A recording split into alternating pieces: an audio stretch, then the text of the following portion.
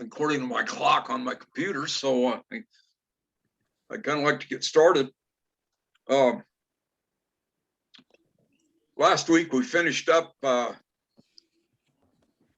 talking about the three Baltic states, and I'll pick back up where we ended there so we can finish our discussion on the three Baltic states, and then we'll move on to Belarusia,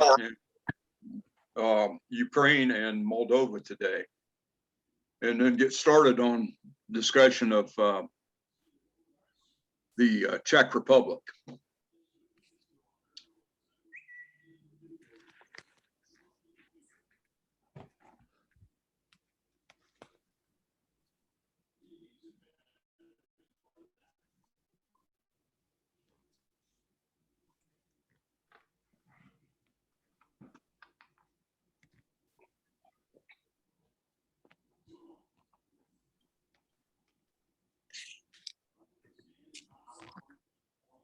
So again, we're talking about Estonia, Latvia, and Lithuania. And we were at the point where we talked about the three Baltic states after the Second World War coming back under the control of the Soviet Union. And so in 1953, of course, Stalin passed away, and the overt terror which was used to keep people under control was greatly reduced. So in 1958, the state farms actually started to pay cash wage to the people that worked on them. And the Baltic states just settled into a Soviet existence. And of course, during this period of time, as time passed, as most of us have lived through, we're aware of the fact that the Soviet leadership was getting older and older and older. And in the early 80s, they got into a real gerontology kind of problem where the leaders were dropping dead right and left. So you had Brezhnev passed away in 1982, Andropov in 1984, Chernenko in 1985, and then they finally decided to appoint a younger person to the job of General Secretary, and Mikhail Gorbachev became the party's General Secretary in 1985. In 1986, he instituted Glasnost, which was a policy of government openness, and perestroika, and that was the restructuring of government. Gorbachev said right after he came to, the power as General Secretary that it was apparent that after Ronald Reagan announced the development of Star Wars, that the Soviet Union just physically did not have the money to continue to try to leapfrog ahead of the US, and that they had to change the way they did things because they just physically didn't have a dynamic enough economy to keep up. So this had some rather startling impacts on the whole Soviet Union.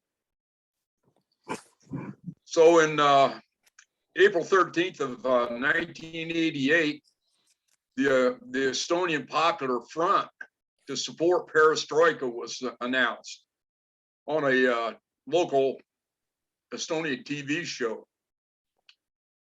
And when Gorbachev found out about this, he approved it. However, hardline Estonian Karl Vainu pled to Gorbachev to bring tanks to Tallinn and to put down the Popular Front.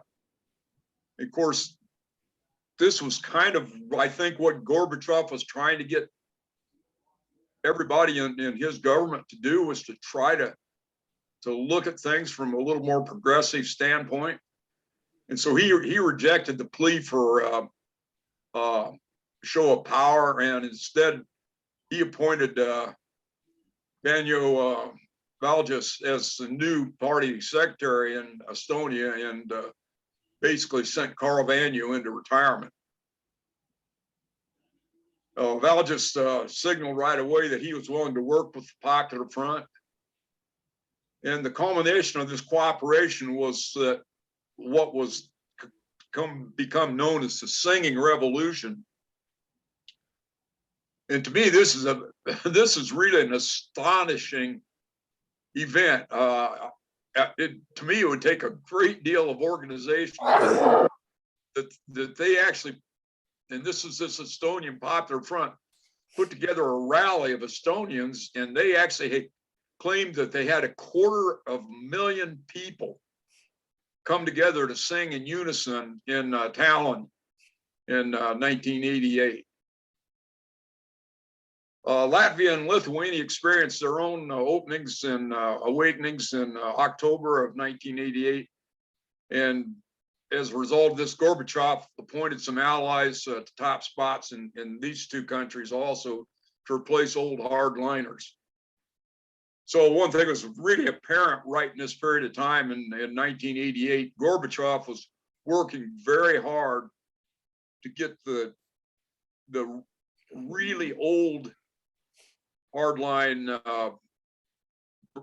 Brezhnev types to retire and to replace them with more progressive government officials. So in October of '88, the three Baltic states met together to coordinate working on democratic reforms and economic self-management. There were some more radical reforms also at work. The dissidents founded the Estonian Independence Party in August of 1988, and the Latvian Independence Movement was formed in June of '88. And the Lithuanian Freedom League, which was an underground organization, which had actually been in existence since the '70s, emerged into the open. The Estonian Supreme Soviet declared sovereignty on the 16th of November of 1988. And this was a little farther than the people in the Kremlin wanted to move. And so Latvia and Lithuania kind of decided they'd delay their call for independence for about 6 months. But while this was all going on, Boris Yeltsin also declared Russian sovereignty, and this is just the state of Russia, not the Soviet Union, but Russian sovereignty in June of 1990. By the fall of 1989, the communist regimes were basically collapsing in Eastern European satellite countries. This is when the Berlin Wall was torn down, and it was pretty apparent that the satellite Eastern Bloc countries were in turmoil and were making pretty rapid changes. So on February 24th of 1990, the Estonians voted for an assembly called the Congress of Estonia. And then this group selected a smaller, kind of like steering committee. And this committee acted as a moral authority to the people in Estonia during this brief period of time. Latvia also formed a citizens committee, but they didn't really gain the kind of influence that the Estonian group did. The Popular Fronts basically were allowed to put up candidates, and they had elections in all three of the Baltic states in early 1990. The result of that was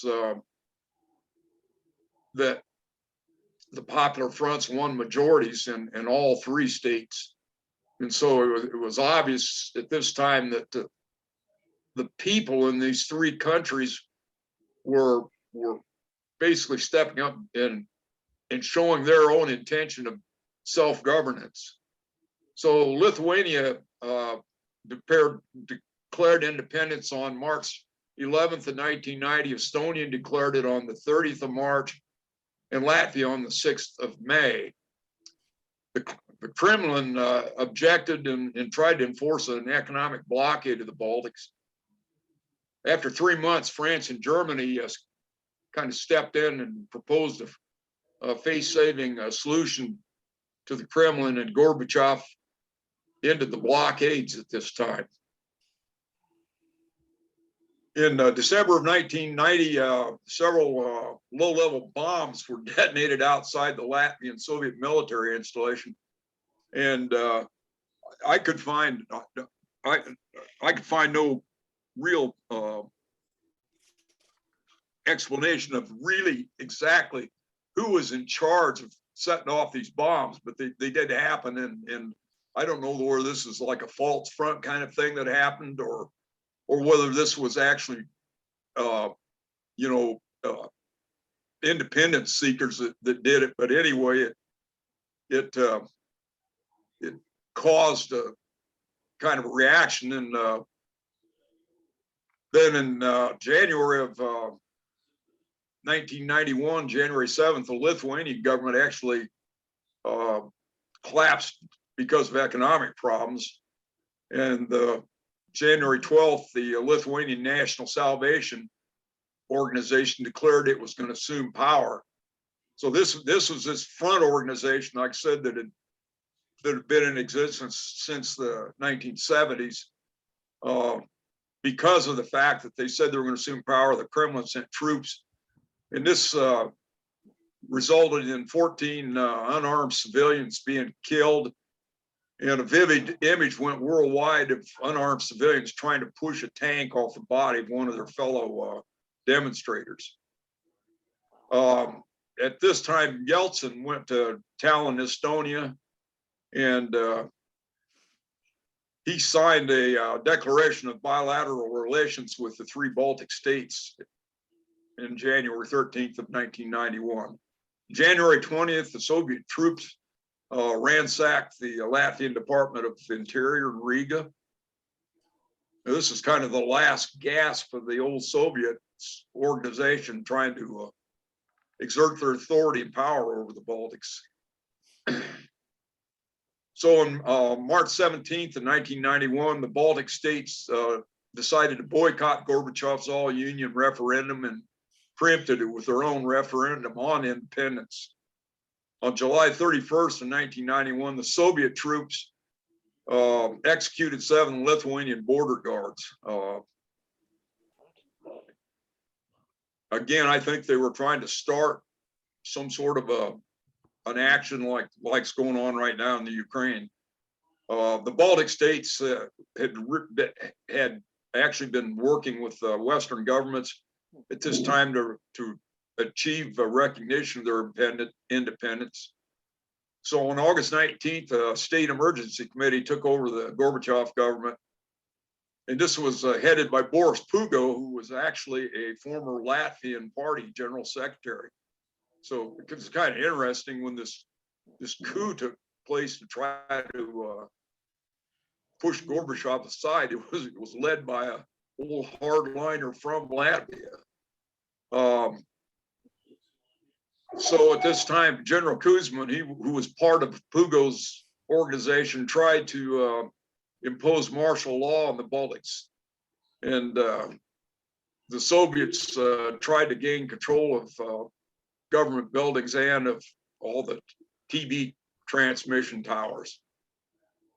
In August 20th of 1991, Lithuania's government reaffirmed its independence, and Estonia and Latvia followed on the 21st of August and reaffirmed their independence. On August 22, the coup against Gorbachev collapsed, and the troops that were in trying to occupy the government facilities in the three Baltic countries returned to their barracks in basically back into the Soviet Union outside of the Baltics. And at this time, it was apparent that Yeltsin was in charge of the government in the Kremlin. So in September 6 of 1991, the USSR recognized the Baltic independence of Lithuania, Latvia, and Estonia. And on the 17th of September, the three Baltic countries were admitted to the United Nations as independent countries. 3 months later, Yeltsin dissolved the Soviet Union, and of course, that's when everything really kind of hit the fan in this whole part of the world. So in June of 1992, Estonia approved a new constitution. Lithuania followed in October, and Latvia did something which I think is kind of interesting. They went back to the old constitution that they had that had been enacted in 1922, and they just added amendments to bring it up to date. And they adopted their constitution in July of 1993. All three of the Baltic states have unicameral parliaments that serve for 4 years, and all have a 5% threshold for seating of parties. So in other words, 5% of the population has to be signed up as members of a party for it to be seated in parliament. The Baltic states have developed a free trade association amongst the three Baltic states. By 1994, all Russian troops had been withdrawn from the Baltics. And in 1995, the Baltic states applied for EU membership. In 1995, interestingly enough, is when Sweden and Finland actually joined the EU. Prior to that time, Finland and Sweden had maintained a position of neutrality, and I think they saw that as all this was going on in the old Soviet Union, that it was now becoming important for them to actually be a little more closely affiliated with the rest of Europe. So the Estonians and the Latvians in referendums indicated that they favored becoming part of the EU by 2/3 of the voting public, and the Lithuanians' support was at 90%, which I think is a little interesting because Lithuania again is a little more rural, and Estonia and Latvia were more industrialized than Lithuania. And I think that probably the difference in the vote is that there was,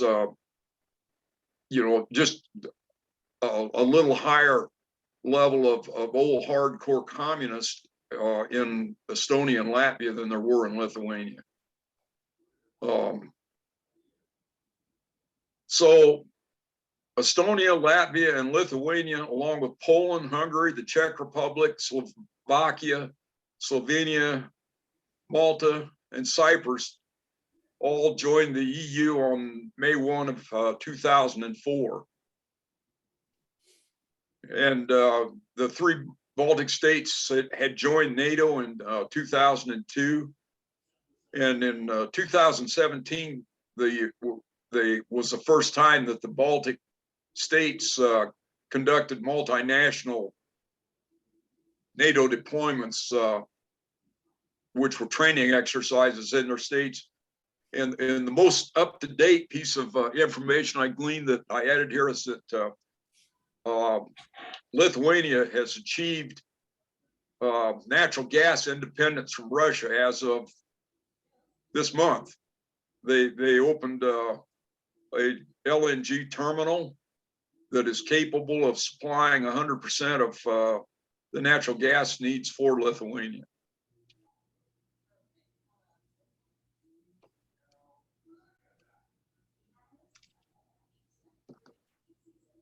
So at this point, I'd like to kind of throw it open to any comments or questions about the Baltic states. Anybody have anything to say? Jim, what happened to Norway? If Sweden and Finland went into the EU, what about Norway? My understanding is that Norway had joined the EU quite a bit before that. Oh, okay. Okay. That's my understanding. I think that Norway was one of the original members of the EU.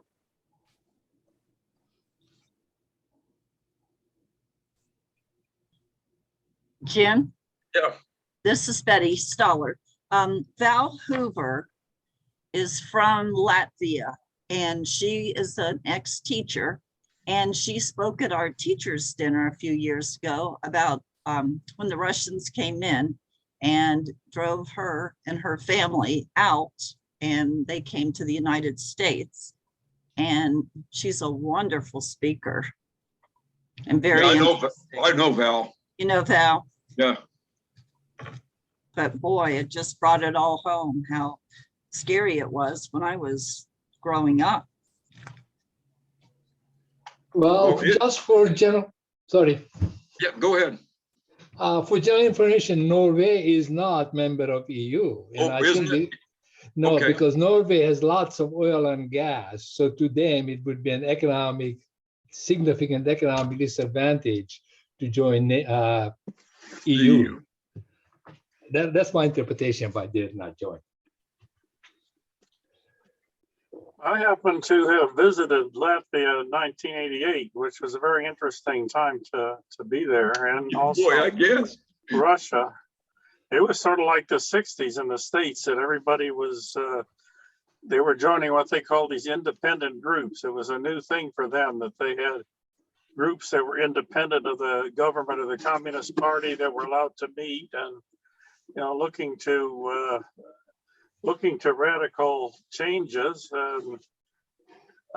I met a number of women there that were involved in a church there that had studied Spanish, actually. And they were pleased that I could speak Spanish with them, and I kept up with some of them. They got out once the country was independent and traveled to Europe and got to visit Spain and so on. So it was really a very exciting, lively time, and people were looking forward to change. Later, I went back and visited them later on too, but first time I was there was part of a tour with my father and a bunch of other people. I wrote a little essay about it that I can send people if they'd like to see it about the trip. Yeah, that'd be interesting, Ted. Yeah, I'll put the link up when I send out the link about the recording. I didn't mention it when we were talking about Poland, but when I was growing up, my dentist, when I was a teenager, was from Poland, and she had gotten separated from her husband, and he was, as best that she knew, he was killed in one of the concentration camps, and she ended up in Des Moines, Iowa, and she was working as a domestic housekeeper, and somehow or other she went to work for a dentist, and he said he got to know her and found out that she had studied dentistry and had been a dentist in Poland. And he said, "What are you cleaning houses for?" He said, I need help in my practice. He said, I'll pay your tuition to go to the University of Iowa and get your license. And I guess she went over there for like 6 months or something like that and did some refresher courses. And she was an excellent, really excellent dentist and a very caring, wonderful person. I also had a fraternity brother whose mother had come from Latvia during the Second World War. So, you know, I think most of us have had acquaintances with at some time or other people from this part of the world.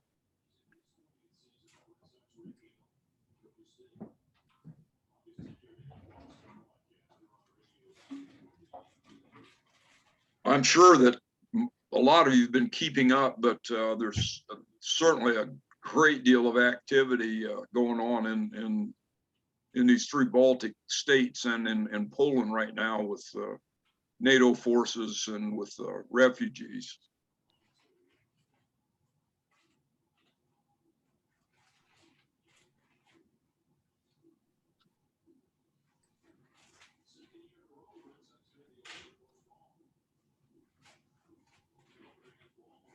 Okay, well, we'll move on now.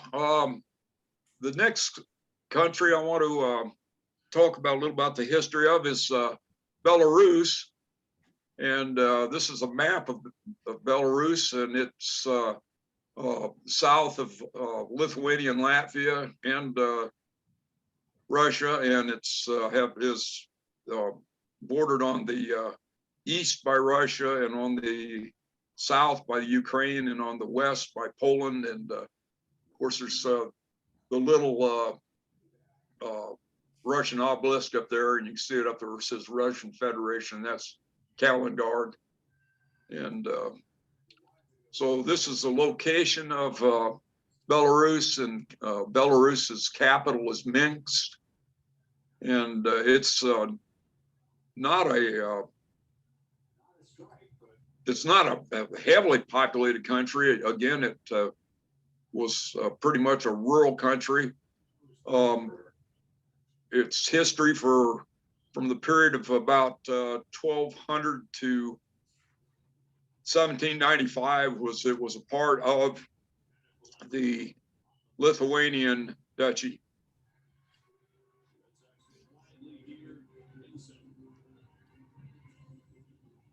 So in 1795, of course, Catherine the Great partitions Poland and Lithuania. And at that time, she took over the whole area. In 1918, the Bolsheviks gained control of Russia, and the Socialist Republic designated Belarus as one of the original 4 Soviet republics in 1919. In the Second World War, Belarus was overrun by the Germans in 1941. And by 1943 to 44, the Soviet Union had started to reclaim Belarus towards the end of the war. Belarus basically was just an integral part of the Soviet Union from the end of the Second World War till when the Soviet Union came apart. And they were basically just thrust in the position where they had to declare their independence in 1991. And they along with all the stands, the Turkestan, you know, all those countries that were to the south of Russia, that were basically Muslim countries, they also became independent at the same time. So in 1996, Lukashenko was elected as the president of Belarus, and ever since he was elected the first time, he has continuously changed their constitution such that he gets reelected, and he is still president today. He's the longest serving dictator in Europe. And during the last election, they apparently had some really major demonstrations against his continued occupation of the president's office. but he has tight control of the military and the police there, and remains very much in power, and probably will continue to govern Belarus until he passes on. So that's just a brief history of Belarus. I've got a YouTube video that I'll allow you to watch at your leisure. It's about 40 minutes long, and it's a guy that does a little more detailed history of Belarus. He goes through a lot of the stuff that we've already gone through in our discussion on the history of Poland and Lithuania. So he covers a lot of the things that went on during that period of time. So next we'll talk about the Ukraine. The Ukraine sits south of Belarus. It's pretty much surrounded on the east and north side by Russia, and then on the southwest you have Moldova and Romania, and then on the west is Poland. So that's the area of the Ukraine. I picked this out of many maps that I found on online because it shows the Dnieper River a little clearer than some of them. And of course, the river runs through Kiev, which is where the red dot's at, and it runs down and runs into the Black Sea around Odessa. The thing that looks like an island in the Black Sea is the Crimea area, and this area for a long period of time was part of the Golden Horde, and it was then after that it was a separate Khanate, and so we'll get into more of the history of Crimea also. Excuse me, Jim. Yeah. Will you be sending us that website to go to see the movie? Yes, when you get the PowerPoint, the link in there should be a hot link, so you should just be able to click on the link, and it should bring that up. On my computer it's a little slow, but I've done it, so I know the link works. Okay, thanks, Jim. Excuse me, Jim. Yeah, What is the name of the river again? Dnieper. Holy cow. Okay. thank you. Dnieper, I believe. Okay. Thank you. And it's really a very, very famous river in this part of the world. It plays a tremendous part in history because it was a navigable waterway, and this was the major route the Vikings took to get to the Byzantine Empire. Okay. So that's why it plays such a key role in history. Oh, yes. And thank you. So the Ukraine steppe area is it's been occupied by humans for a really long time. There's evidence that certainly goes back 25,000 BC. And the people in this area participated in the Bronze Age. And they're thought to probably be the people that domesticated horses. I've read that in a couple places, but I haven't really delved into a lot why they think that horses were domesticated in this area. I guess it's because that's probably where they existed wild in the largest numbers, but they think that this is where the horse was domesticated. And then, of course, we talked a little bit about Kevin Roos when we talked about Lithuania. It was formed by the Varangians who unified several Slavic tribes. And the Varangians were Vikings that were thought to have come from Sweden originally. In 911, Prince Olaf completed a treaty with the Byzantine Empire, indicating that the Kievan Rus was a state.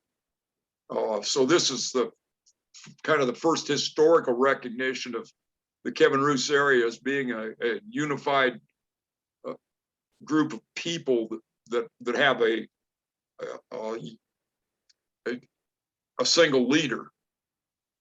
In 988, Prince Vladimir the Great accepted Christianity for Kievan Rus, and of course this was through the church in Constantinople, so these were Orthodox Christians.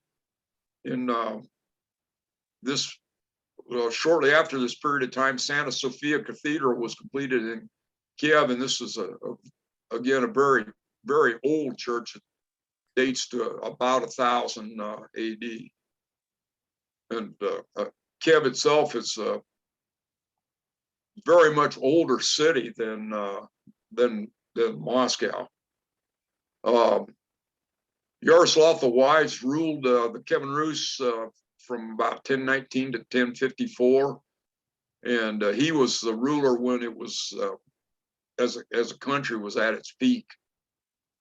It's as a country, the Kievan Rus was fairly short-lived. In 1237 to 1240, the Mongols invaded the area, and they sacked many of the cities, including Kiev. They basically, from what I've read, burned Kiev to the ground. And the Mongols established the Golden Horde within this area, and it existed for several centuries. Poland and Lithuania took over the western and northern parts of Ukraine in the period from 1349 to about 1430. And so again, this is the start of the increase of the size of the Duchy of Lithuania, and also in increasing the size of Poland.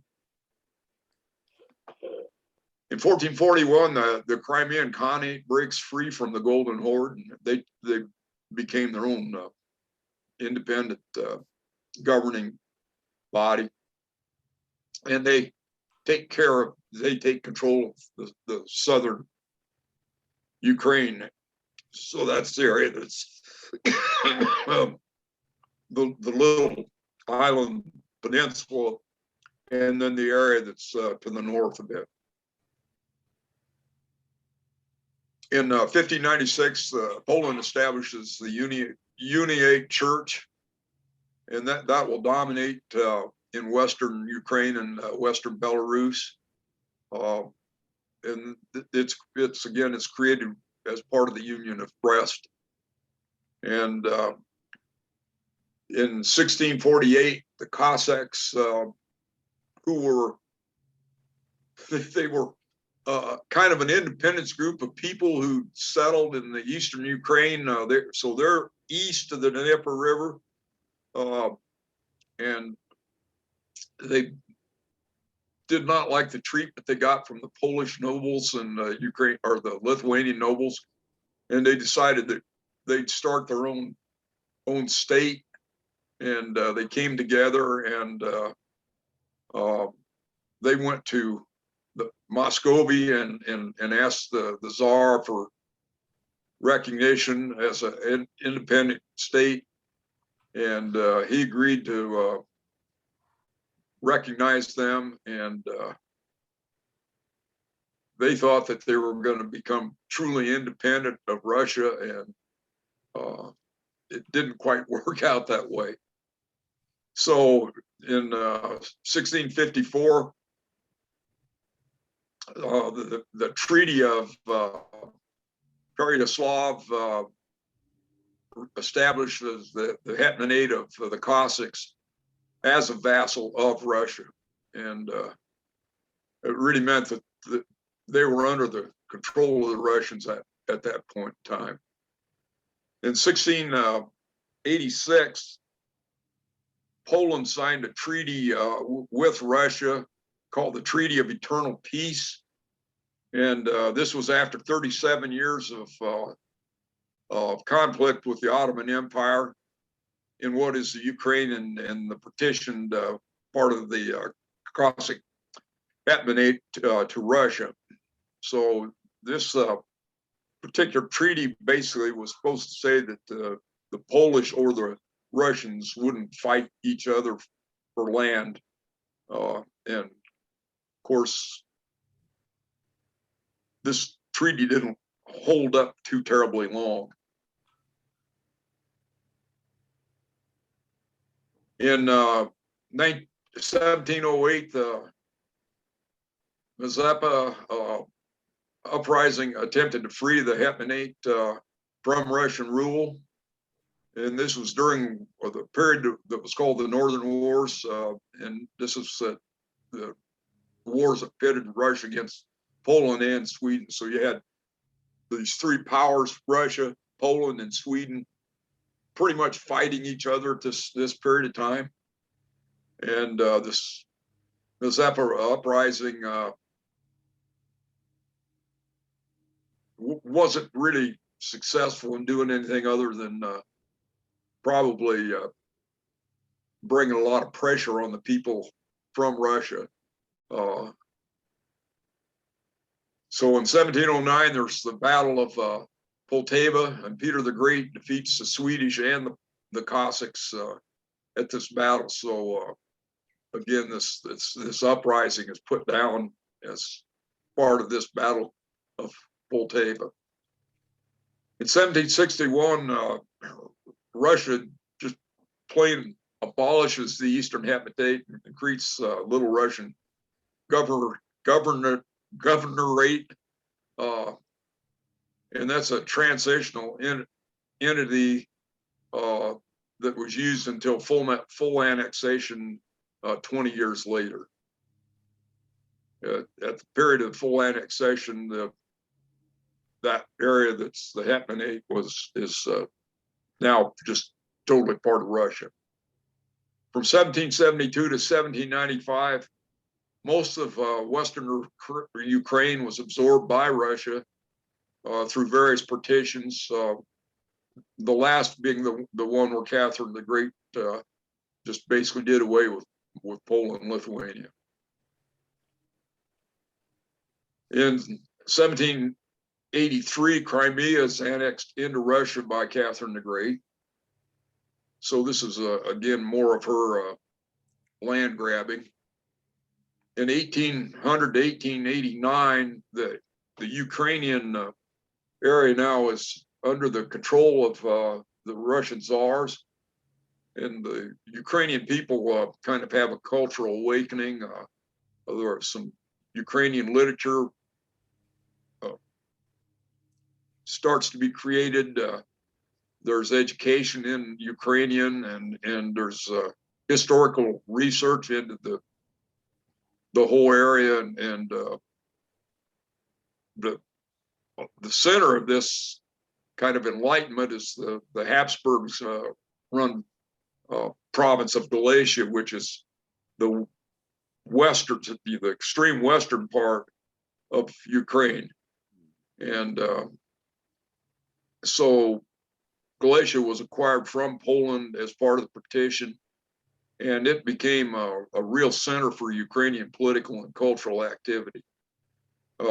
During this period of time, from 1800 to 1899, the Tsar one of the Tsars basically banned the use of Ukrainian language in its own territory and required the people to speak Russian. In 1905, Tsar Nicholas II made some democratic concessions in the face of demonstrations and riots. In 1908, a Ukrainian student assassinates the Polish governor of Galicia.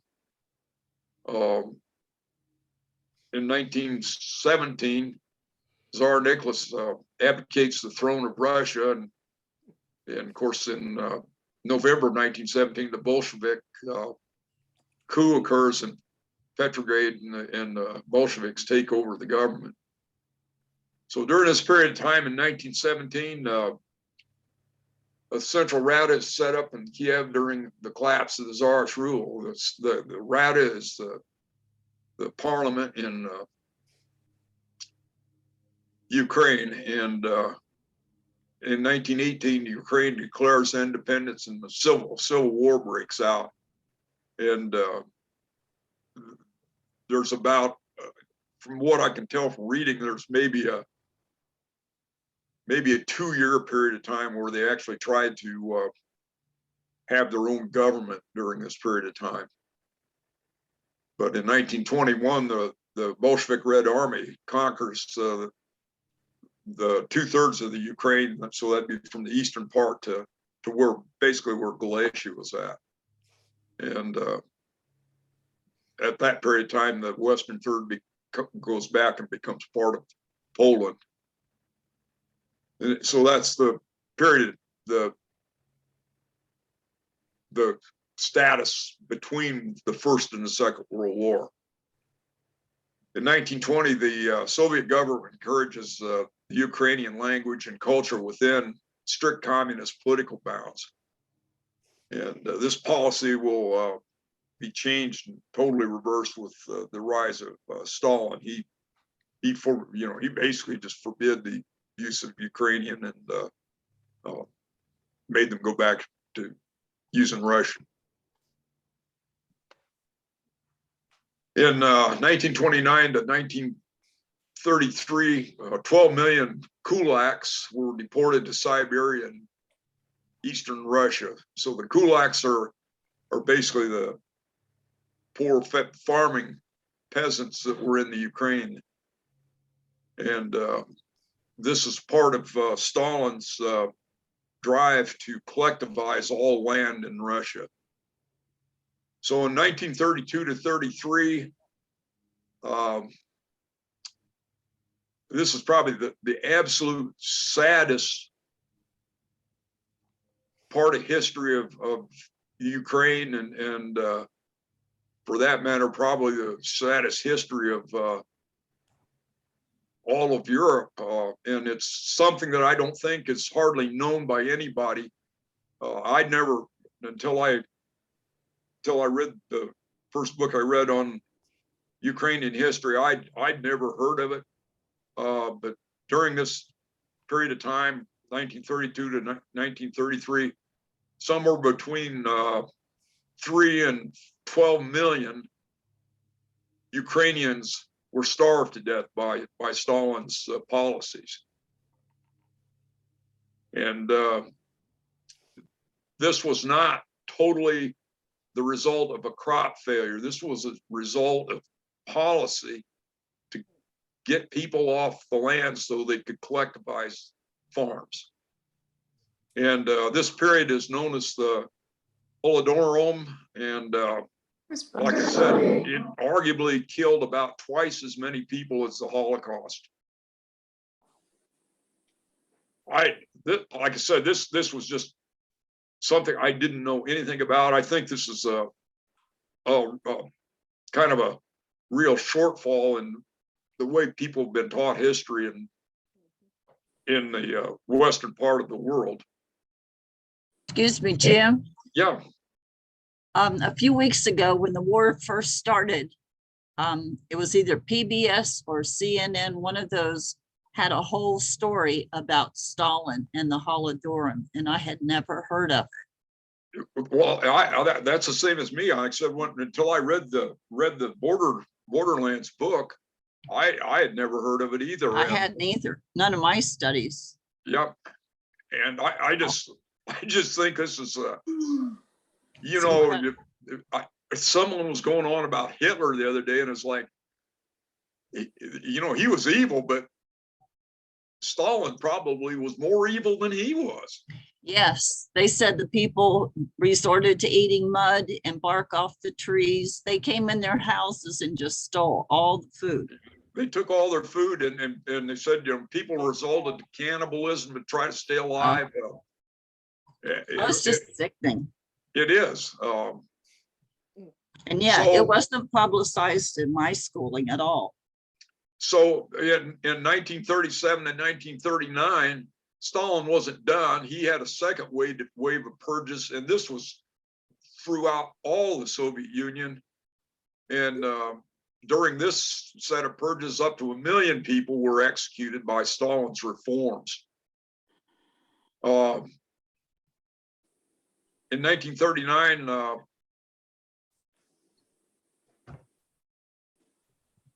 Ukraine was partitioned as part of the Soviet Union's agreement in the Ribbentrop-Molotov agreement. The agreement was that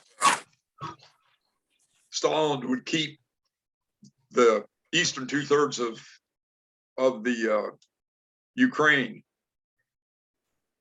So in 1941, the Nazis overran the Ukraine, and during the Second World War, the Germans executed 1.5 million Ukrainian Jewish people, and all told, about 5 million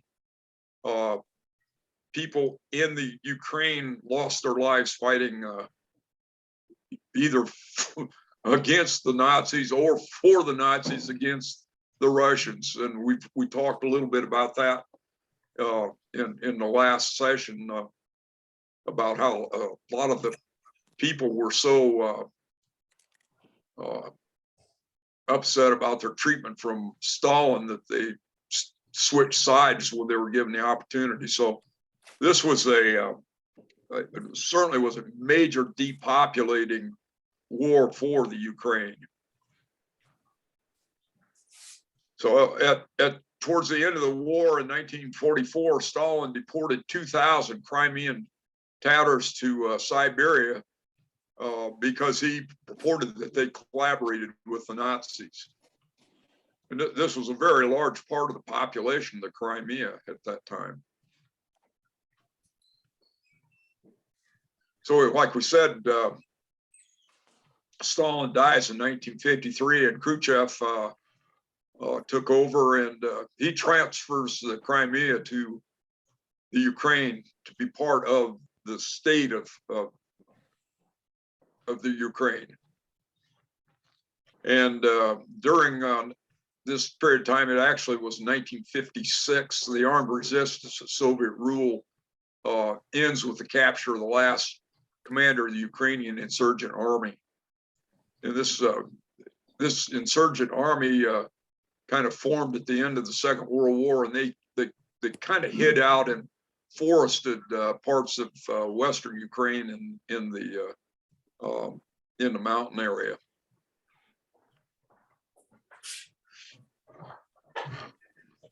In the 1960s, there was an increase in the covert opposition to Soviet rule, and it led up to the repression of dissidents and intellectuals in 1972, and a lot of the intellectuals and dissidents were rounded up, and they were again sent to Siberia. So the obvious thing when you study the history of this whole area is that if there's a group of people you don't like, you just pack them up and send them into the Arctic and Siberia, and then they're on their own when they get there, and you don't worry about them, and they all, because it's so cold and they don't have any resources, they all just die off from starvation and hypothermia. In 1976, the Ukrainian Helsinki group was formed, and this was an outgrowth of the human rights activities through the UN, and this was part of this Helsinki group that formed to look at civil rights and human rights practices. So in 1986, we had the Chernobyl nuclear power plant explosion, and the picture I have on this page is a picture of a guy taking a picture of the reactor that's actually still burning. You can see the black smoke coming up from it. And there's all sorts of pictures online that show the whole building that it was in just blown completely apart.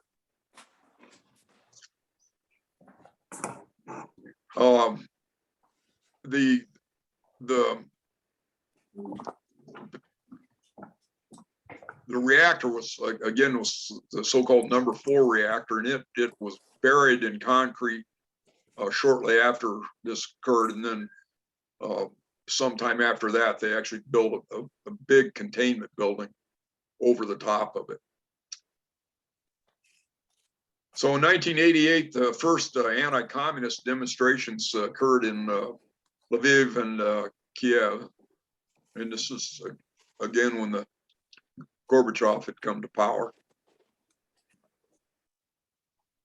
In 1989, the first secretary, Shrevsky, is sacked, and the rules of the founding Congress and the Uniate Church is legalized again in the Ukraine. So this is a long period of time from that the Uniate Church has been illegal in the western part of the Ukraine, a couple hundred years. So in 1990, the expelled Crimean Tatars were allowed to return back to their home. And the difference here that I noted when reading this was that there were about 50,000 more came back than left. So this is the population growth over a period of about 50 years of time.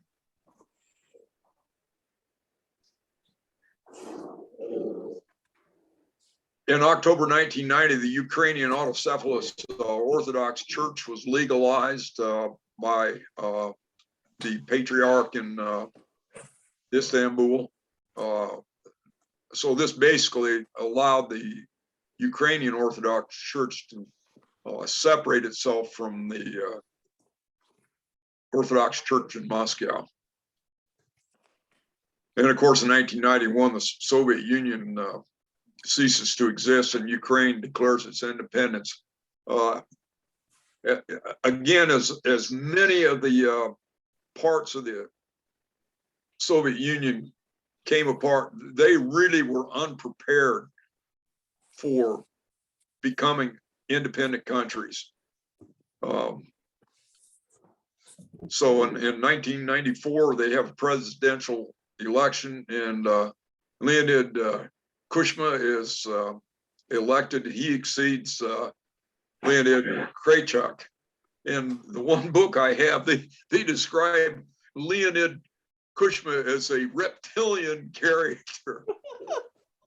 I thought that was kind of an interesting description. His background was he was like the plant manager of a missile plant in Kiev.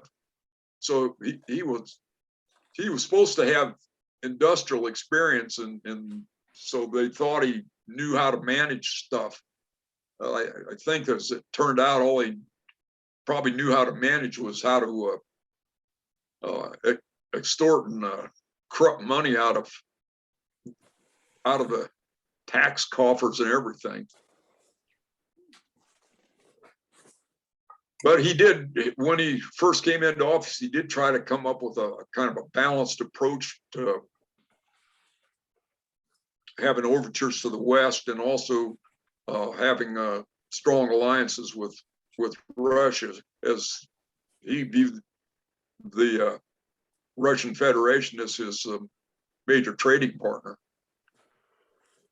In 1996, the Ukraine put together a new constitution, and they adopted their own currency, and it's called the hryvnia. And this is a picture of a 100 hryvnia note.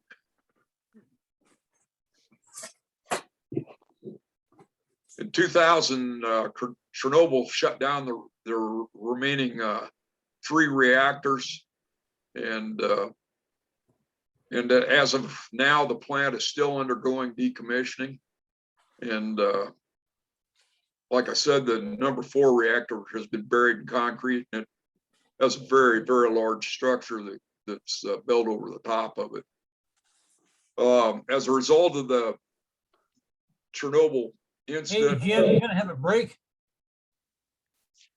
I will. Let me get through this and this page and we'll take a break. When this happened, there's a big exclusion zone that goes from Chernobyl and it goes up north into Belarus, and there's a very large area that's been totally depopulated, and will probably have to stay that way for thousands of years. So in March of 2002, there was a general election that ended up in hung parliament, and the parties that were opposed to Kushma alleged that there was widespread electoral fraud, and Kushma appeared to have really been very corrupt, including in his practice of the conduct of the election. And so during 2002, the Ukraine announced that they wanted to join NATO, and this was when Kushma had basically been ruled pretty ineffective. And in 2004, you got into the election of Viktor Yushchenko running against Viktor Yanukovych, and this was one that I think it was Yushchenko was poisoned with dioxin, and this is when this campaign took place as well, when an event called the Orange Revolution occurred. And we'll take a break here and then get back to the finish of our Ukrainian history. So see you back in 10 minutes. So in December 2005, Yushchenko becomes president after winning an election runoff or rerun. And at this period of time, because he's very pro-Western, relations with Russia is really sour. And it leads to multiple disputes of gas supply and pipeline transit fees. I remember during this period of time, the Russians shut the gas off to Ukraine 2 or 3 times during the winter. Just to make the point that we control your energy supplies. So in 2006, the Socialist Party abandons the Orange Revolution, and they allied to form a coalition with Yanukovych, whose party is the party of regions in the communist. And so in 2008, of course, the global financial crisis occurred, and because of that, the Ukraine's #1 export product was steel, and steel prices collapsed, and so basically they run very short of money, and they get into hyperinflation during this period of time. And the foreign investors who were involved in trying to privatize some of the businesses in the Ukraine pull out, and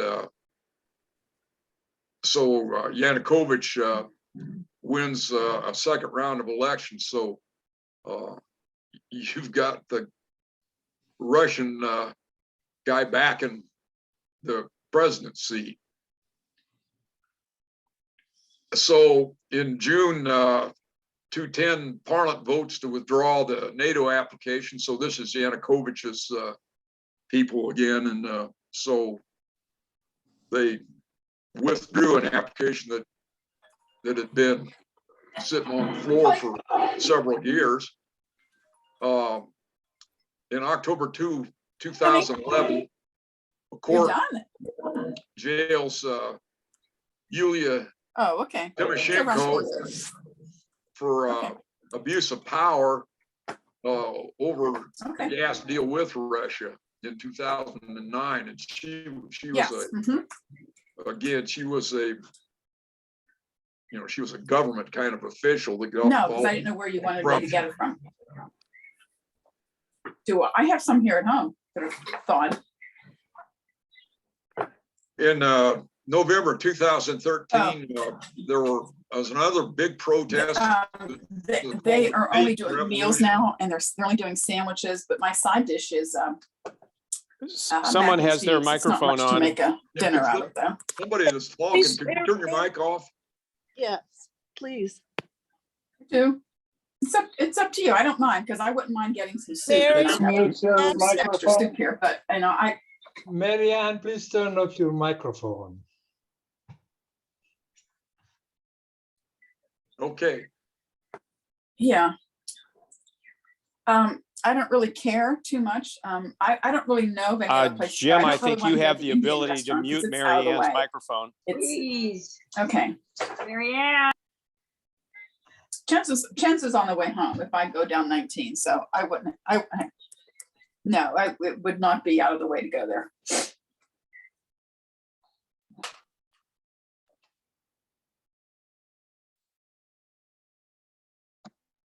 okay, I think I got it muted. Okay, so November 2013, we had the Maiden Revolution, and people again took to the streets to protest the decision to ban plans to sign up for an associate agreement with the EU. And the protesters blamed Russia for the pressure to withdraw from EU application. So in 2014, there was another protest, and the security forces killed 77 protesters. And at this time, Yanukovych realizes that that he's really lost the people that he's supposed to be the president for, and he flees to Russia. And so the opposition takes over at this time. So March 2014, the Russian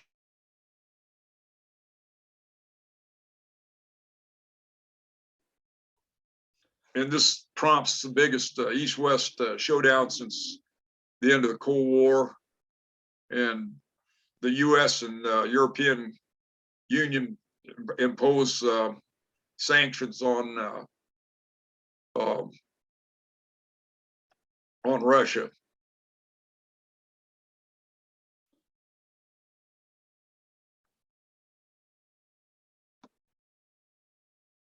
In April 2014, a group which was at this time called just a pro-Russian army armed group seizes the Donetsk and Luhansk regions on the Russian border, and the Ukrainian government tries to launch a counter-military offensive against this takeover of this land. And this is this so-called Donbass area that has really been contested ever since then. In May of 2014, leading businessman Petro Poroshenko becomes president in a pro-Western platform election. In July 2014, and I'd kind of forgotten about this until I went back and read this again. With the pro-Russian forces shot down the Malaysian airliner, and it killed 200, I think it's 234 or something like that people. And this occurred in the eastern part of the Ukraine, and there were a lot of finger pointing going back and forth with it when this happened. And but it has been conclusively shown that the Russians were responsible for shooting down the plane. So in September 2014, NATO confirms that the so-called pro-Russian troops that are occupying the eastern part of the Ukraine, in fact, are Russian troops. They're not, they're not pro-Russian troops. They're actual Russian troops. So in October of 2014, another parliamentary election elects a majority of pro-Western representatives to the Ukrainian Rada, and in February 2015, Germany and France try to broker a new deal on the Donbass, and this was done in Belarus, and it resulted in a kind of a tenuous ceasefire. Obviously, as we know, it hasn't been a lasting ceasefire. In 2016, the economy returned to fragile growth after 2 years of conflict and turmoil. In July of 2017, Ukraine seeks an EU associate agreement, and it's signed by all parties of in the Ukraine and in the EU, and it goes into force in September 2017. In May of 2018, Putin opens a bridge that goes from Russian landmass to the Crimea landmass, and this was supposed to be in violation of existing laws and agreements between the Ukraine and Russia. So in October of 2018, the Patriarch of Constantinople agrees to allow the Ukraine to set up its own church. And this, as I said, I'd had earlier, several years earlier, they'd been given permission to set up their own independent church from Russian. But this is a confirmation of that in October of 2018. In the period of August or April to July, television comedian Vladimir Zelensky wins the presidential election runoff in a landslide victory over Petro Poroshenko. So this is, as best I can tell, this is the first time you had two candidates running for the Ukrainian presidency who were both pro-West European type candidates.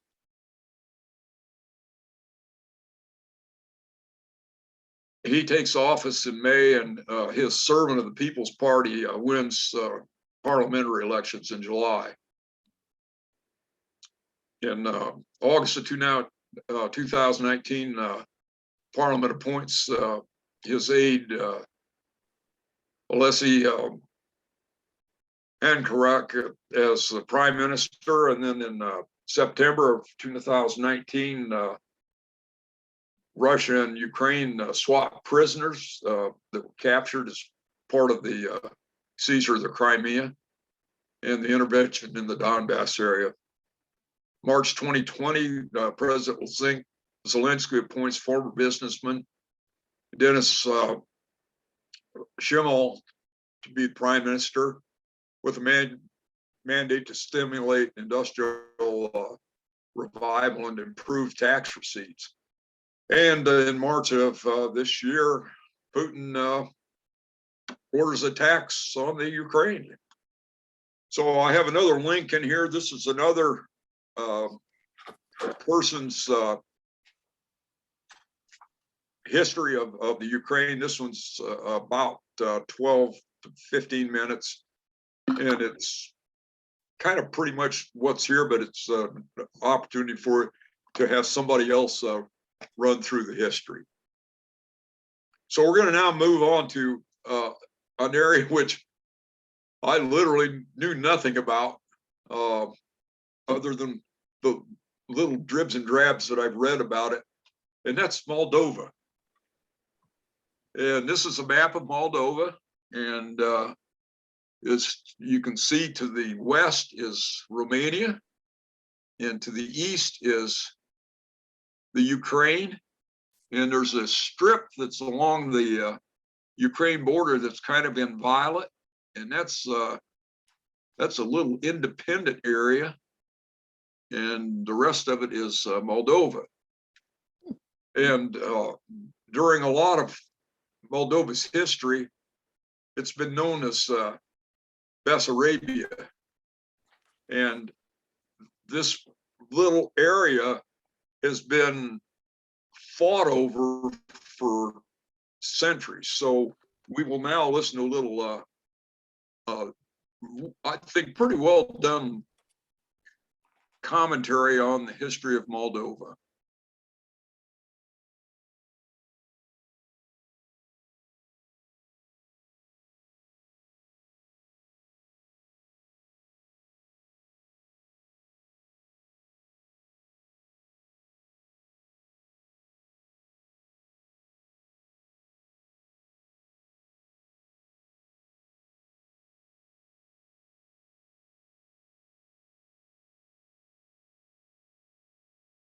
It's not often that the land sandwiched between great empires can survive centuries of warfare and still come out independent, especially one whose people speaks the same language as its larger neighbor.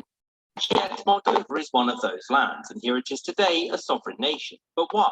Why does Moldova exist? So to begin, Moldova, or Moldavia as it's been known through most of its history, is an old Romanian-speaking nation whose origins are in the 14th century after it told the Hungarians that it wasn't interested in being their vassal anymore. It spent the next century fighting off the Kingdom of Hungary, Wallachia and the Polish-Lithuanian Commonwealth with varying levels of success before the Ottomans turned up and made it into a vassal in the early 16th century. Now, given Moldova's position on the borders of the Ottoman Empire, it should be no surprise that it was a place which I'm not receiving the video, Jim. the recently expanded Russian Empire, and these two went to war along. We're only hearing it. Jim, you can stop sharing your screen, and that might bring up the YouTube.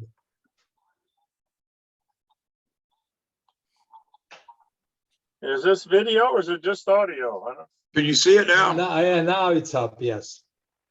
The Ottomans got squashed in their rejoining to the Central Powers.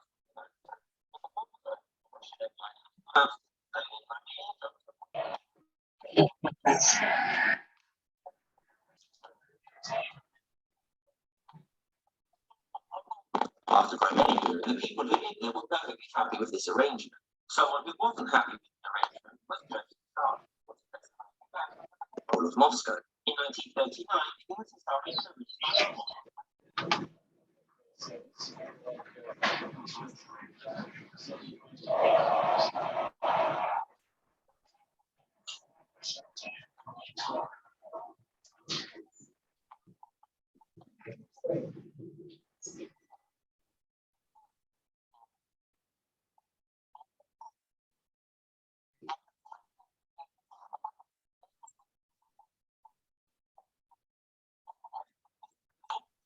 Now I can't hear it. I can only see it.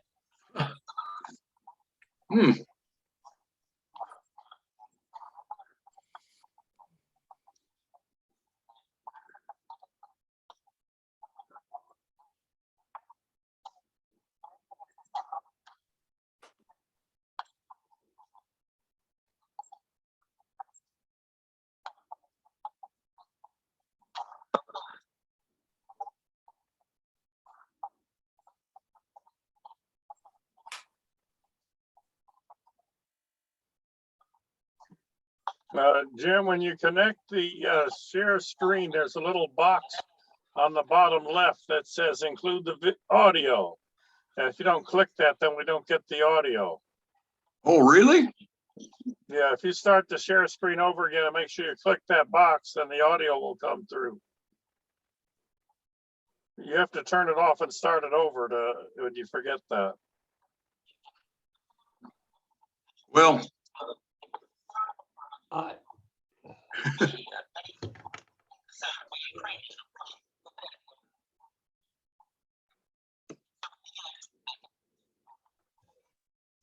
Send us the link and we can watch it later at our leisure.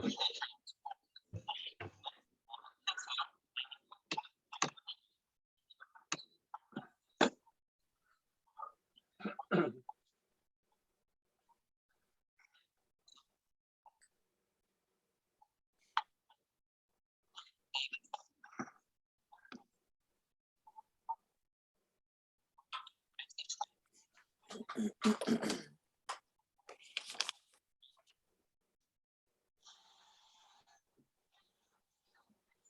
Okay.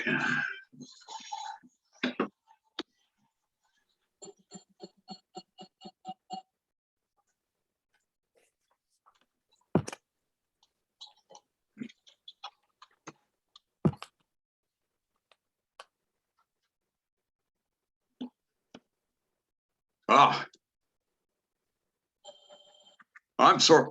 I'm sorry about the technical difficulty there.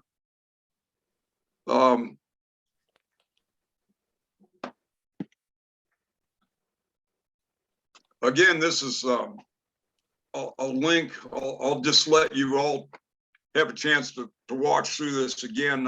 Moldova is really just a little piece of land that happened to always be caught between powers that wanted control of it. And I don't sense a lot of reason why it was always so highly contested, because it was part of, like I said, it was part of the Ottoman Empire for a good long period of time. Poland tried to gain control of it.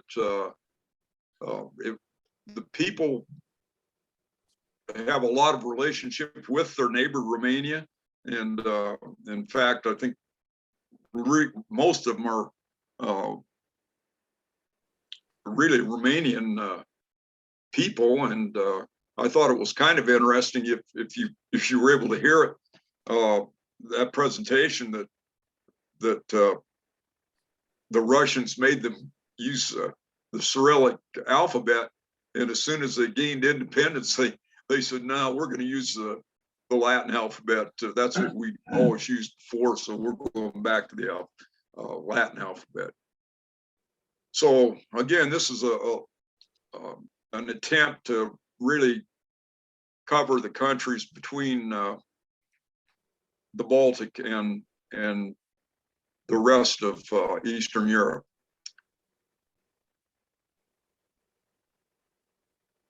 So we're going to move on and start to talk about the Czech Republic and the lands of the Bohemian Crown. So this presentation on the history of this area will include both the Czech Republic and Slovakia, as they were united as a single country for a great long period of history. So this is the map. The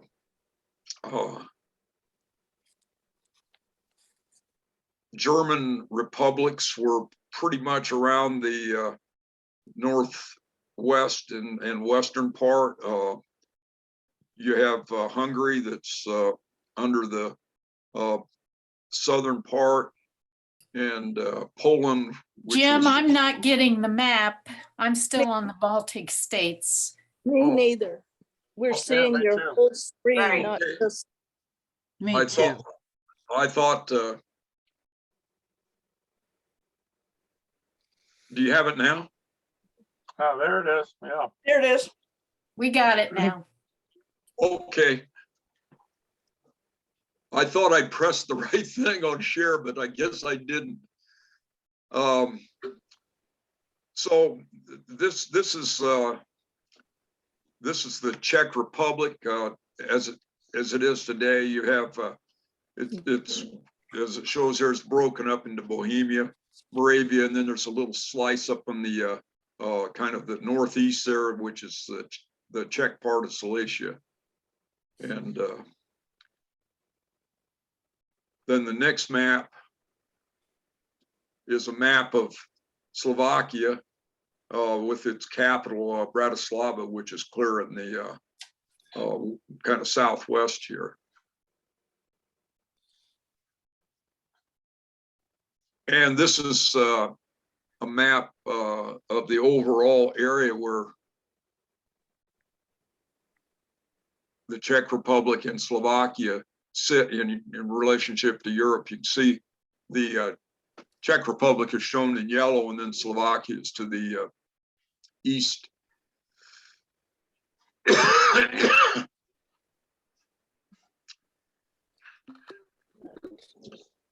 So the Bohemian lands have evidence of settlement as early as, and I've found this really kind of hard to believe, but this is what I got out of my book on the history of the Czech lands. As early as 1.7 million years ago. So this would have, Jim, yeah. could you please request that people turn off their videos so that we could see the slides? Are you still having trouble seeing the slides? Well, it's just that so many people have their videos up, it's blocking part of the slides. So No, if they that's not turn how it off works, their video- Maggie. The people having their videos up is not blocking the slides. If they turn them off, you'll just see a black box with their name in it instead of their picture. The videos do not block the slides. What you have to do is change the configuration of your screen. Right. Yeah, you have to move the videos to the side of your screen.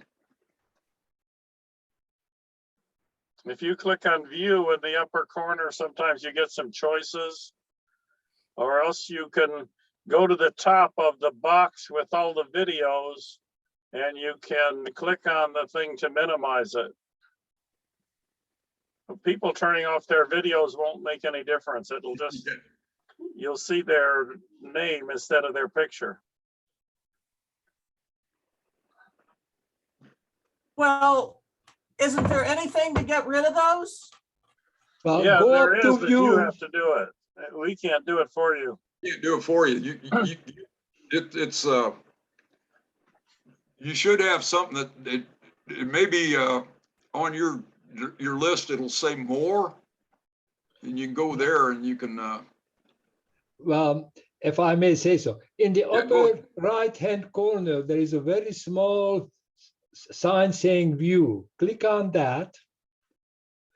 And when you click on that, one of the things that should open up, should show is standard. Put a check mark by standard, and that will make the slide the full screen. That's where it is.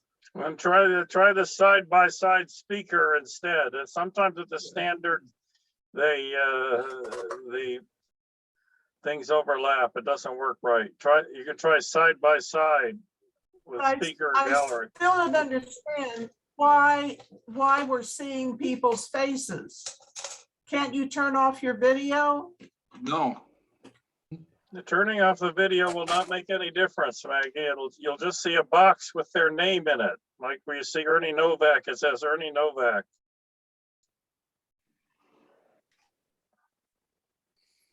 Now we see Ernie's smiling face. See? Yeah. That's what happens when you turn off your video.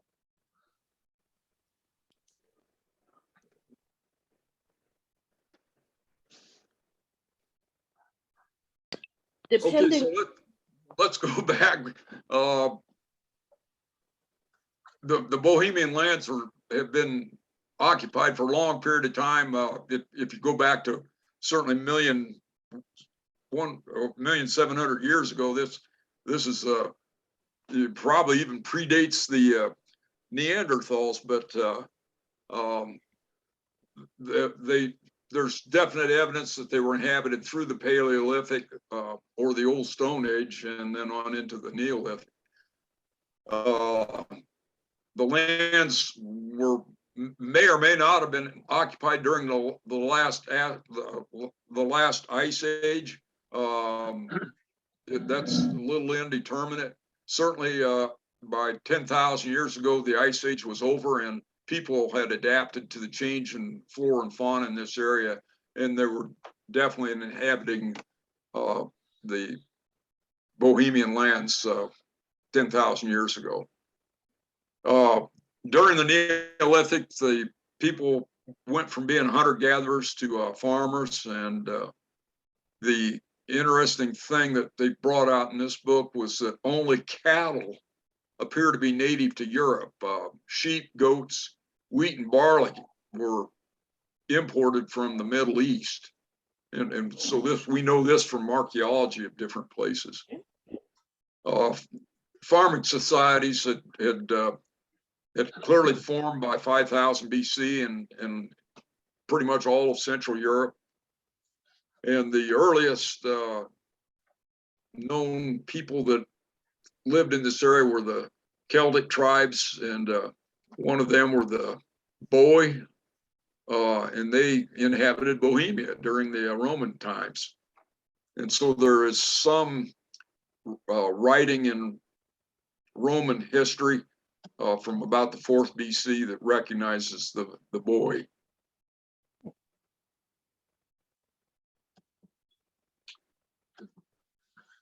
The Celtic inhabitants were known to be skilled craftsmen, and they settled in communities, and they had highly developed organizations. By the 1st century, Germanic tribes had moved into some of the Bohemian lands from the north, and these people were known as Marcomanni people. By the 4th century of Rome was in decline, and the Huns and an Asiatic tribal group were moving into the area around the Black Sea, and this forced the Orthogoths to move to the west. And then you had Germanic people that were kind of in decline in some of these areas, and so the Slavs started to move into this area from the north and the east, and this was in about the 6th century AD. By the 9th century AD, the people in this area were known as Moravians, and they'd created their own empire in the Bohemian lands, and the Great Moravian Empire would encompass parts of the Czech Republic, Slovakia, and parts of Germany and Poland.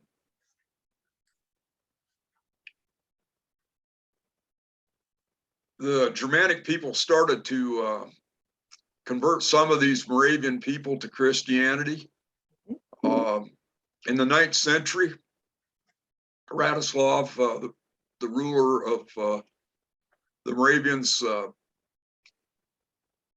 first went to try to go to the Pope and get missionaries to come to Moravia, but he got really no response. So he went to the leader of the Byzantine Empire and asked for missionaries to be sent, and Methodius and Cyril responded and came to this area to minister to the people of Moravia. Interestingly enough,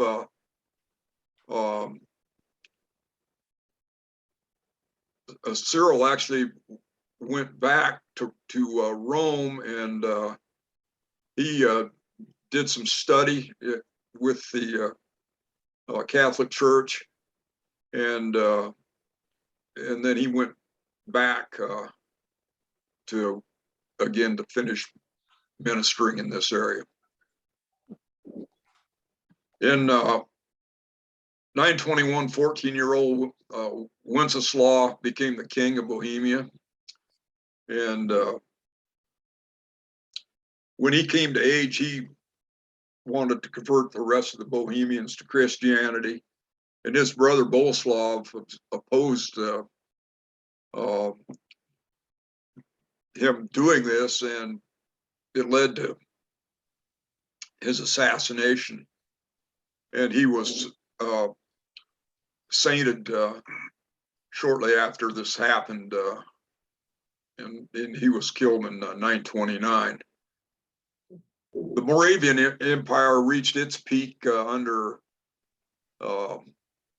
Svatopluk, and he was the ruler from 871 to 894. And in 896, the Magyars invaded Slovakia, but the Czechs were able to keep them from invading their part of the Bohemian lands. I have a question. Yeah, The King Wenceslas that got assassinated, is that the same person they're referring to in the Christmas Carol? yes, it is. Wenceslas? Yes, Oh, yes, okay. yes, it is. And in fact, the crown of the Czech country is referred to as the crown of Wenceslas. So he's one of the very earliest recognized rulers of the area. After this period of time, the Czechs became united under the Premslid dynasty, and this was in the 900s, 10th century. During this period of time, in 950, the Bohemian lands became part of the Holy Roman Empire. And so this is a collection of principalities under a sole ruler. It's more akin to a commonwealth. In 800, you have Charlemagne conquered most of Western and Central Europe, and he claimed to be a successor to something as akin to a Roman ruler, and this was Charlemagne, and of course his influence and spread was literally over most of Europe at this time. And his empire basically split into pieces, and there's the eastern part, which would ultimately become Germany. And this is a part that retained the realm of the Holy Roman Empire. And the empire was, like I said, it was a patchwork of states, and the emperor had initially had limited power. And the Czech people themselves really resisted interference from the emperor in their internal affairs. It was okay to be part of the Holy Roman Empire to them, but they wanted to control their own local internal affairs. In the 13th century, Bohemia was a very prosperous country. They found gold and silver, and mining had become a major business in Bohemia. There are a lot of German settlers came to Bohemia, and they were farmers and miners, and they helped settle the lands. And the Premslid dynasty ended in 1306 with the assassination of Vaclav III.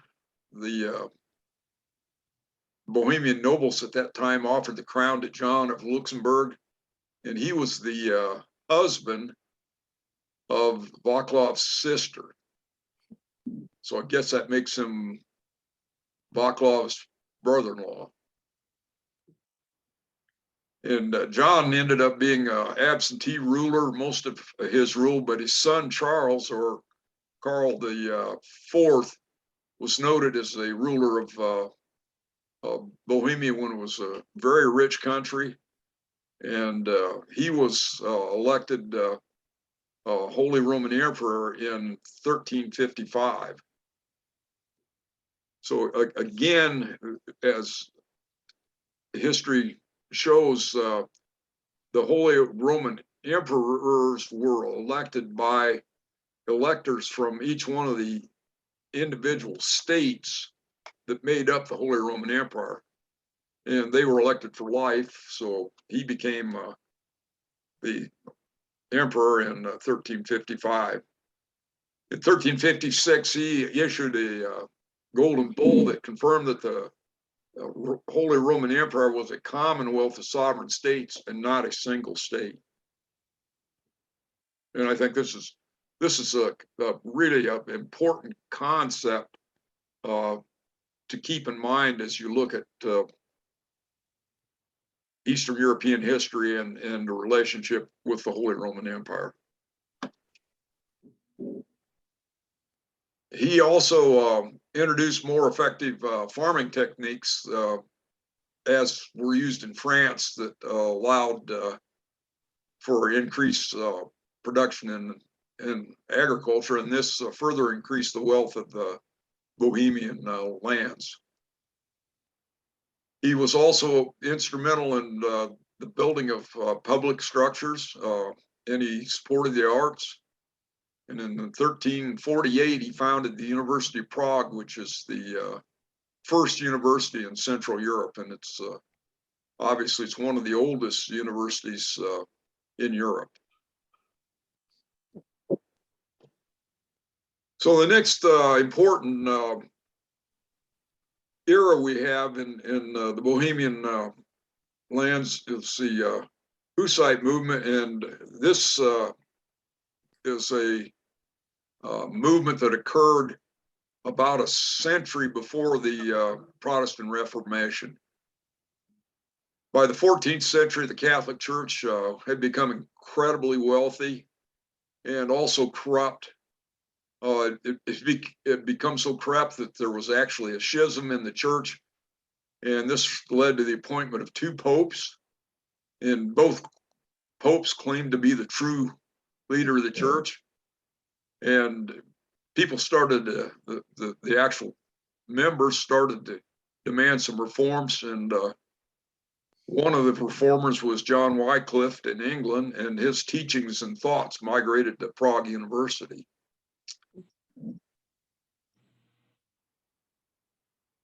The leading reformer at Prague University was Jan Hus, and the king supported the Hussites for political reasons. I think it was because they were fairly numerous and they were fairly influential. But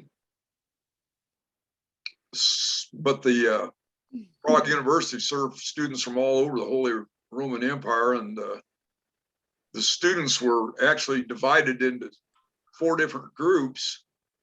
So you had the groups being the Saxons, the Bavarians, the Poles, and the Czechs. And as it related to the functioning of the university, each one of these groups had an equal vote in how things were done. So in 1409, Václav IV decided to change the voting system by increasing the Czechs' vote to 3, and the others would get 1. So he decided that the Bohemians were going to basically have their say as to how the university was run. And needless to say, the German students and their German faculty got upset with this, and they left. So for some reason or other in 1412, and I think that it's probably because somehow or other Václav the fourth was able to get himself set up to where he got to start to take a percentage of money from selling of papal indulgences. And when the money started coming in, he decided he would change sides on his position and he fell into disapproval of the Hussites, who were very much against the practice of selling indulgences in the first place. And so the Hussites split from being supporters of the king at this point in time. In 1412, Hus and his supporters are expelled from the university, and they're also excommunicated from the Catholic Church.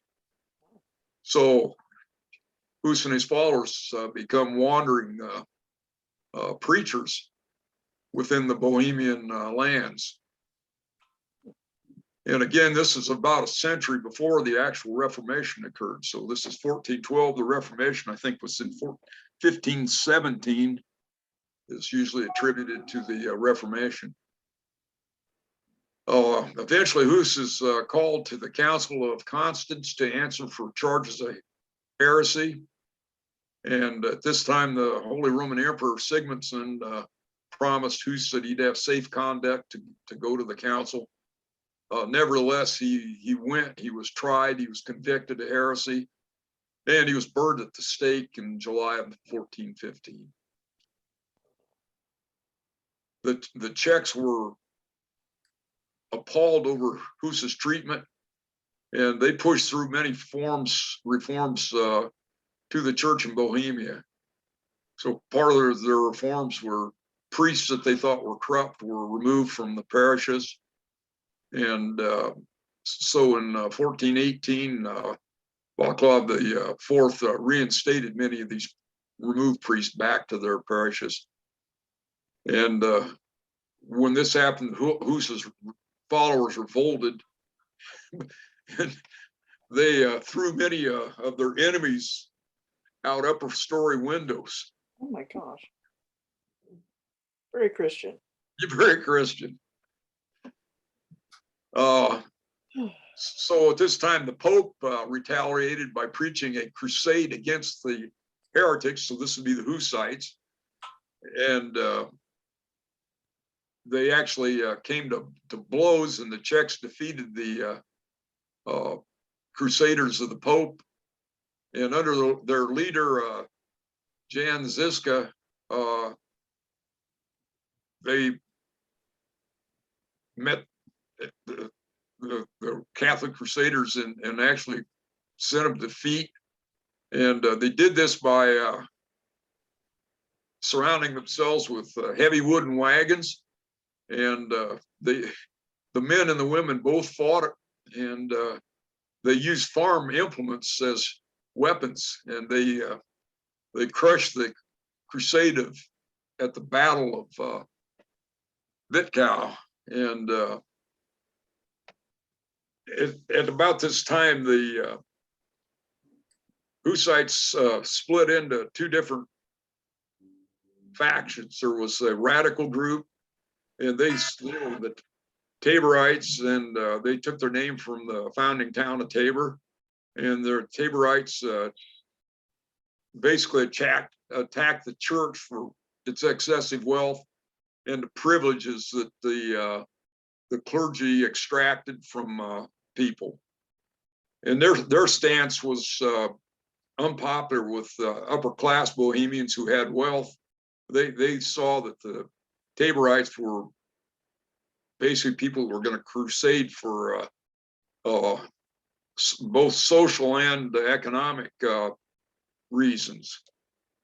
And the other group that formed were called the Utraquists, and they only wanted to change religious practices, and they were not all that interested at all in social upheaval.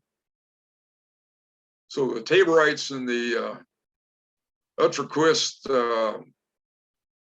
united to defeat the Crusaders once again. And the at this time, the Bohemian Diet, the Bohemian Parliament, devised the 4 Articles of Prague that were meant to be a compromise. And the unity of this compromise didn't last very long. And again, part of this compromise was to try to get these two groups of Hussites to continue to cooperate with each other. So in 1431, the Catholic Crusaders were crushed again in the Battle of Donzellis, and the church realized that they weren't going to be able to really defeat or influence the Hussites militarily, so they turned to diplomacy.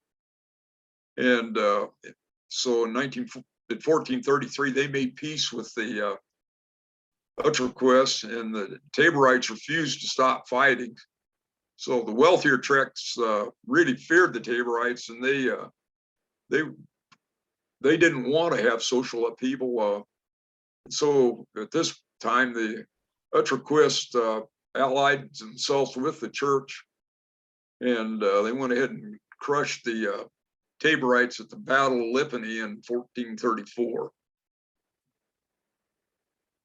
So after all this was said and done, in this about 20-year period of time of continuous conflict between the Roman Catholic Church and the Hussites, at the end of all this, the Bohemian Church would remain a moderate Hussite church.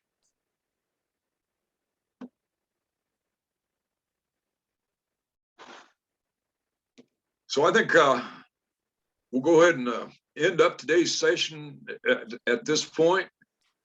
And I hope you enjoyed our venture through the end of the Baltics move to independence, and then the history of Belarus and Ukraine.